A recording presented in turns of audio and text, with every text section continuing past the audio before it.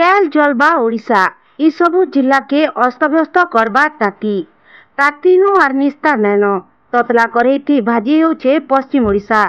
ए 6टा जिला के yellow warning जारी हेतिबार बिल के आयबा कैल भी अस्तव्यस्त करबा ताती आइठानु ही आर कैल तक भी तापमात्रा आहरी बढ़वा बोली करी आकलन करिछे आंचलिक पाणीपाग विज्ञान केंद्र।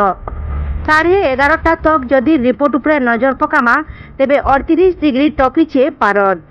समलपुर तापमात्रा 38.8 डिग्री, झारसुगुड़ा 38, हिराकुद 36.4 डिग्री, बालेश्वर 35.5 और चांदबाली 35.6 डिग्री तापमात्रा आकलन कराଯାଇଛି।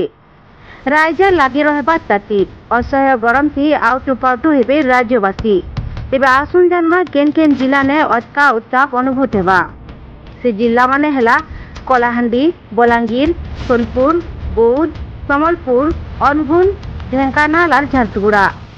30 तारीख अर्थात आयबा कैल भी इ जिला माने खरा ने सीधा बलांगीर, सोनपुर, बौद्ध, समलपुर, अनुगुल और झारसुगुड़ा जिला के येलो वार्निंग जारी करा दैछि।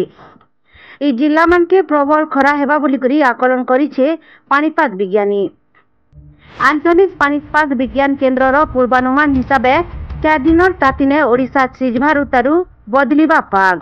एप्रिल 2 तारीख बेल के किछिटा जगह ने काल बैशाखी वर्षा हेबार संभावना रही। आर्द्रतार परिमाण बढ़वार संगे वायुर दिग परिवर्तन नहीं करी 2 किंबा 3 तारीख तक आभ्यंतरीण ओडिशार किछि जिला ने वर्षा हो पारे बोली करी पूर्वानुमान करिछे पाणीपाग विभाग।